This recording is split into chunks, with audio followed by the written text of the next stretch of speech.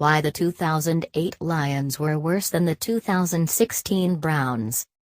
The Cleveland Browns are an awful, unwatchable mess, and they may finish this season at 0-16, which would tie them with the 2008 Lions for the worst record in NFL history. I am not impressed. Well, I guess I am not supposed to be impressed. When it comes to the title of worst team in NFL history, the Browns are posers. Frauds. Don T. wannabes.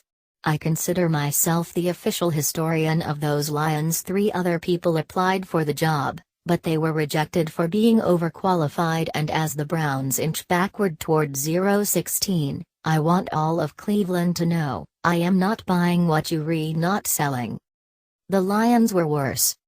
I don't mean they were worse on the field, though that may be true. Those Lions were bad at almost everything. They were 30th in the league in offense and 32nd in defense. They lost 38-14 at home to a Jaguars team that would finish 5-11. They were the Tom Bradys of not playing like Tom Brady. But comparing the teams on the field misses the point. When you finish 0-16, then by NFL standards, you stink. The Browns stink. I will grant them that. The real reason the Lions were worse than the 2016 Browns is that the Lions were trying to win. I mean, of course the players on both teams tried to win. That Lions team played hard, and I am sure this year's Browns play hard. But as an organization, these Browns basically punted on 2016. The Browns have 19 rookies, including one from Harvard and another from Princeton, so if nothing else, they should lead the league in finding tax shelters. The Browns put Sashi Brown and Paul DePodesta in charge, hired Hugh Jackson as coach, traded the 2nd pick in the draft for a bunch of others, and are essentially tanking. They are the NFL's version of the Philadelphia 76ers. I don't fault them for this approach. The Browns have acquired so many draft picks that they are pretty much guaranteed to be a solid team by 2018, and if they find a quarterback, they could become a contender. But you can't even call 16 a big failure for them, because they were built to fail. This was a teardown. Those 2008 Lions were supposed to be the opposite of a teardown. They were supposed to be move-in ready, but then they showed up to put their keys in the front door and realized there was no house there. I was a columnist for the Detroit Free Press at the time, and as the season wore on, I often joked that they were trying to lose.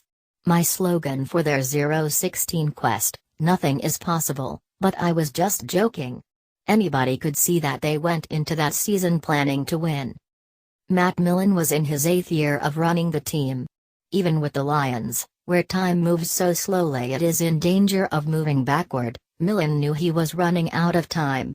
He had tried everything, hiring a hot young coordinator, Marty Mornhinweg, who was meant to be a coordinator, hiring a proven head coach, Steve Mariucci, who had apparently proven enough and lost his fire in Detroit, drafting receivers in the 1st round, drafting other receivers in the 1st round. Millen finally decided he needed a coach that players liked and respected. He hired Rod Marinelli. And players loved Marinelli. In Marinelli's 2nd year, 2007, the Lions went 7-9. That might not sound like much to you. Bill Belichick's Cocker Spaniel could go 7-9. But this was a big deal in Detroit. It earned the Lions a little respect and the chance to blow a less valuable draft pick. Things were looking up. So the Lions had a coach entering his 3rd year and a general manager in his 8th. They were done waiting. And this is where the Lions really did their worst work. They fired offensive coordinator Mike Martz, which was defensible, and replaced him with Jim Calo, whose schemes were defensible. They kept Marinelli's son-in-law, Joe Barry, as defensive coordinator. They traded their most talented player, defensive tackle Shawn Rogers, because they didn't like his attitude. They expected this to work. And in the preseason, they went 4-0. This also may not impress you, and it shouldn't. But it added to the sense of optimism. The Lions were tougher. Their coaches were on the same page. They believed.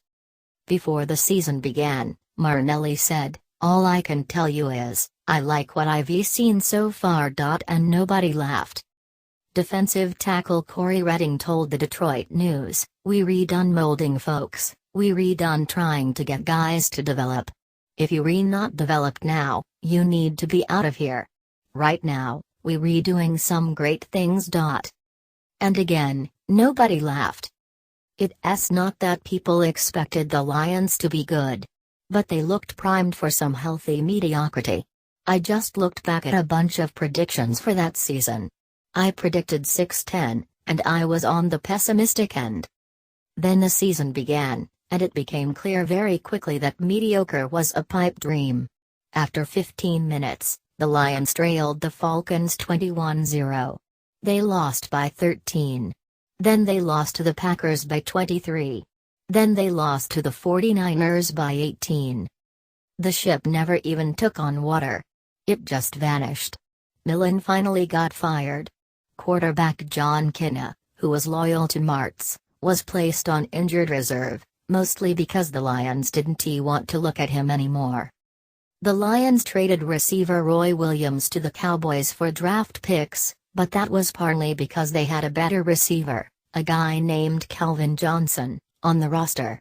The Lions still were trying to win. It was hard to tell sometimes. Kitna's replacement, Dan Orlovsky, infamously lost track of where he was in Minnesota. Well, he knew he was in Minnesota. He just didn't realize he was stepping out of the back of the end zone for a safety. The Lions lost 12-10. Now people were laughing. But that was the first of 4 relatively close losses, which dropped the Lions to 0-7. It had become clear, Marinelli was a defensive line coach or coordinator who was overpromoted to head coach. Kalo was an offensive line coach who was overpromoted to coordinator. Barry was overpromoted from son-in-law. At 0-7, teams may give up if not individually, then collectively. But not the Lions. They were still trying to win. They signed former Pro Bowl quarterback Don Culpepper to a 2-year contract, and gave him 5 starts. Shockingly, a quarterback who was available in midseason could not save the team. But hey, Culpepper tried. By midseason, 0-16 felt likely. By Thanksgiving, when Jeff Fisher's Titans beat the Lions 47-10, it felt inevitable. The Lions kept competing, and they still liked Marinelli, who managed to keep his dignity and grace while people like me kept mocking the franchise. But it was hopeless. And when it was over, they had a new general manager, admittedly, promoted from within, a new coach, the number 1 pick, and an understanding they had to start over. They were built to win, and they won nothing. It was the worst season in NFL history. The Browns can match the 2008 Lions record. But they can never match the failure.